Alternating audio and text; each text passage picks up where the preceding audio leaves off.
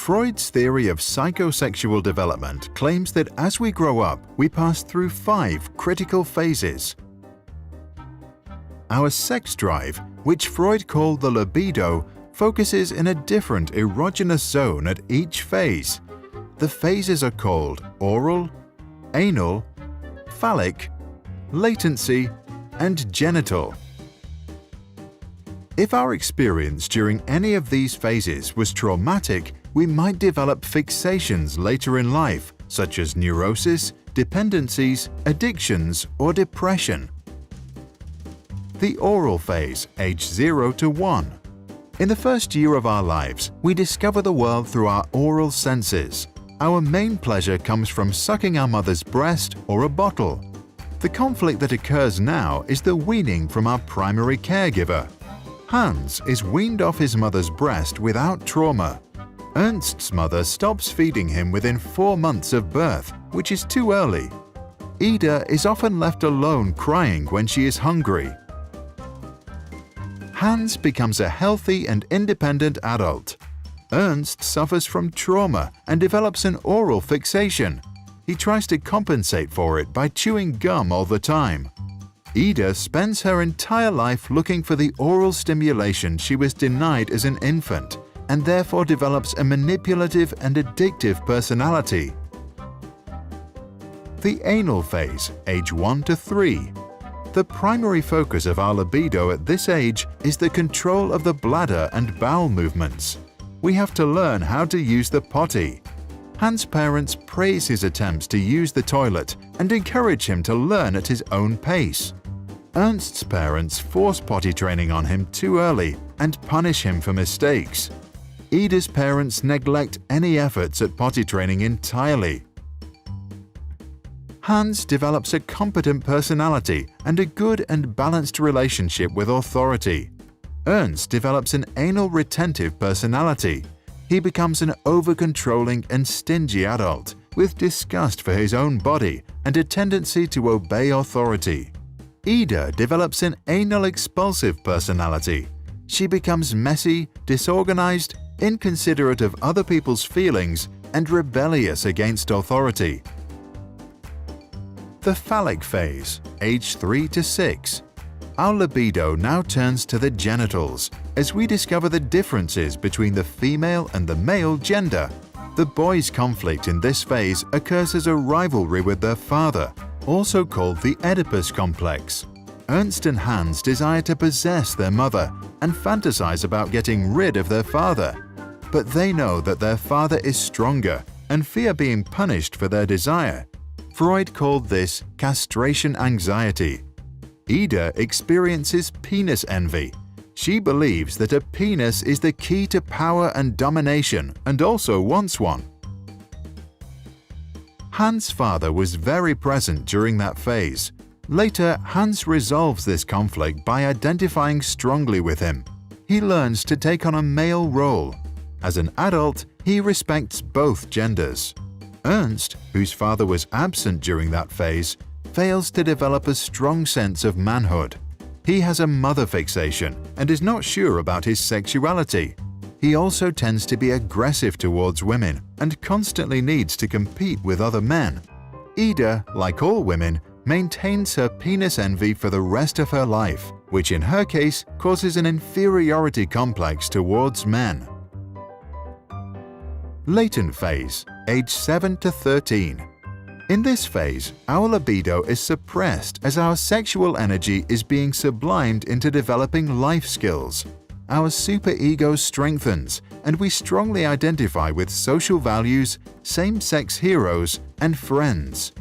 Hans follows many hobbies. Ernst loves learning at school, and Ida makes lots of new girlfriends. There is no real conflict in this phase. All 3 of them benefit for the rest of their lives from the skills they developed during latency. The genital phase, puberty to death. Once we reach puberty, our libido starts to become active again and we develop an interest in sexual partners. Hans, Ida, and Ernst face the challenge of balancing the sexual desires of the id and the needs of the superego to obey social norms. The development of a strong ego helps to find a compromise between the two. Hans, who has experienced a childhood without much trauma, succeeds in building a strong ego. He is disciplined at work, has a loving relationship, and a fulfilled sex life. Ernst's ego is weaker than his superego. He obeys norms and authorities, and as a result, suppresses his desires, which leads to the development of perversions. Ida has a weak ego and a weak superego. Her sexual needs are more important than social norms or other people's feelings. She is egoistic and feels no guilt for breaking the law or hurting others. To understand the theory, we need to see it in the context of Freud's famous work on the unconscious. By acknowledging that we have a subconscious, he also implied that we store memories of early childhood and other experiences without even realizing it. These past experiences then unconsciously influence our behavior on a daily basis. Freud claimed that our mind operates in 3 spheres, which we can imagine as a submarine. The unconscious level operates the id. The preconscious level operates the superego. The conscious and preconscious levels operate our ego. Young children are driven by the id and demand immediate satisfaction. At around age 7, we begin to develop a superego and want to become good moral citizens and please others. The ego is formed with adolescence to balance the two forces. Sigmund Freud was an Austrian neurologist and the founder of psychoanalysis. Freud theorized that the unconscious would remember and store all our experiences. Later, they pop up from time to time through dreams and associative thoughts. By revealing traumatic memories and desires through conversation, we can free ourselves from our neuroses and live a more healthy and fulfilled life. He recommended, we should not strive to eliminate our complexes, but to get into accord with them. They are legitimately what directs our conduct in the world. What do you think about this theory and the practice of psychoanalysis? Is there some truth in it? Do we have an unconscious? If so, does it really store all our childhood experiences and influence our behavior as adults? Please share your thoughts in the comments below.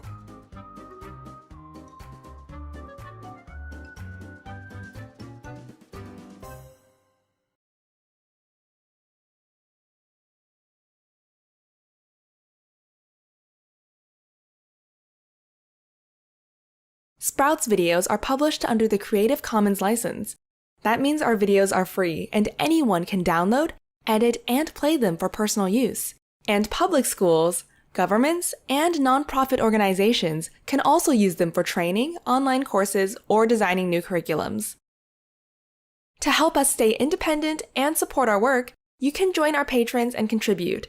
Just visit patreon.com/sprouts. Even $1 can make a difference.